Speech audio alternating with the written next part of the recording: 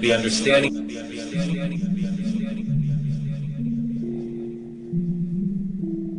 consciousness, exciting developments in the field of consciousness, the understanding of consciousness, higher states of consciousness, and the application of consciousness-based technologies to prevent violence, terrorism, crime, even stop open warfare in war-torn areas, based on extensive published scientific research. The foundations of human consciousness, what it is, where consciousness comes from, essentially how it works, the modern scientific understanding of the physical universe in which we live, the laws of nature and the origin of the universe, the nature of physical reality, the structure of the universe, the discovery of the unified field, or superstring field in the language of modern science, and emerging from that unified foundation, the diversified structure of the laws of nature governing the diversified universe. At fundamental levels, like the atomic nucleus, more superficial levels, like atoms and molecules, and then the surface level of classical physics, macroscopic objects, planets, galaxies, and the universe as a whole. Grand unification, where two of the four forces of nature, the electromagnetic force and the radioactive force, which are superficially diverse, become fundamentally unified at the electroweak scale, 100 times smaller than the atomic nucleus. Nature presents a very different appearance. Surface diversity, separate radioactive and electromagnetic forces, become fundamental unity at the so-called electroweak level, for which the Nobel Prize was awarded twice, to the theorists who proposed it and to the experimentalists who subsequently confirmed it. Grand unification, uniting three of the four forces at a scale that is 10 million times smaller than the electroweak unified level, which means 1,000 million times smaller than the nuclear radius. Super unification of all four forces of nature, including gravity, and as a bonus, all the particles of nature as well, electrons and quarks that comprise the nucleus and the atom, all matter and all forces united in one single universal field, a field of abstract intelligence, a non-material field. Science has discovered the world is superficially complex, but fundamentally simple. Or we could say superficially diverse, but fundamentally unified. So this unified field is a single universal fountainhead of all the laws of nature governing the universe.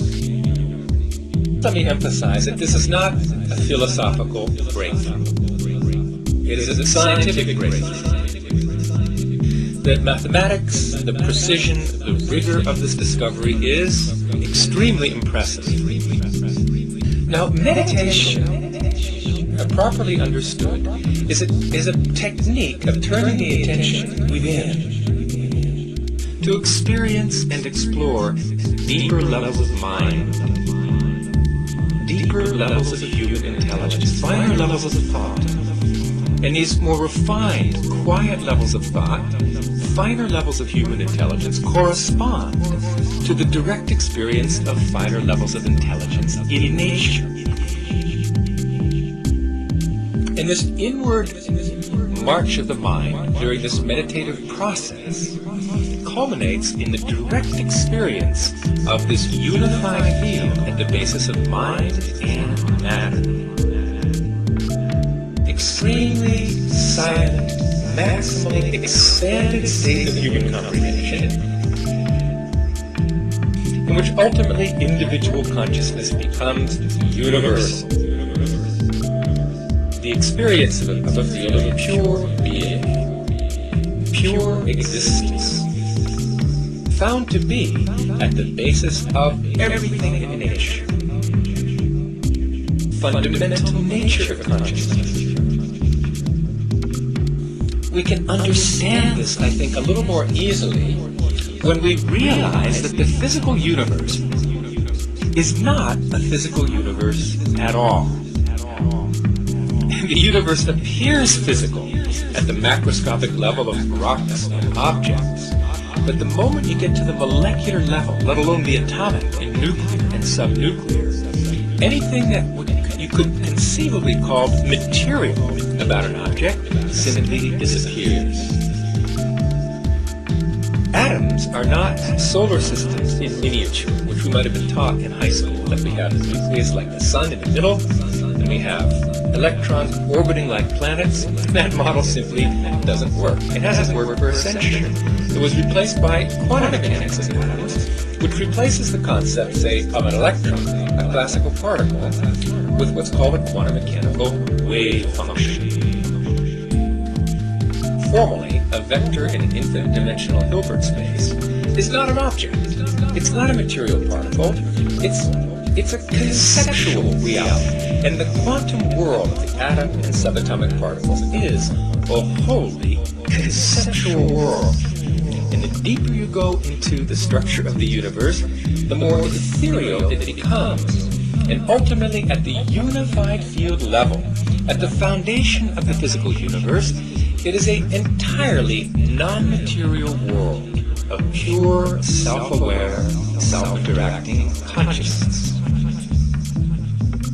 Firstly, it's a non-material field. There's nothing material about this unified field. It is a wholly conceptual reality. Number two, it's a field of concentrated intelligence, because it's the source of all the laws of nature that govern the universe, and the laws of nature are the orderly principles that govern the universe, making the universe orderly, predictable, repeatable, intelligible.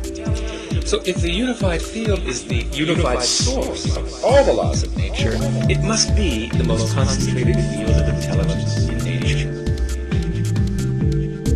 It's not static, it's dynamic intelligence. Dynamic intelligence, because the quantum principle, or uncertainty principle, guarantees that the deeper you go in nature, the more energetic nature becomes. That's the uncertainty principle. It's the reason why nuclear power is 1,000,000 times more powerful than chemical energy. Chemical energy derives from the manipulation of molecules, rearranging atoms in molecules. Nuclear power comes from rearranging nucleons in nuclei, splitting the nucleus.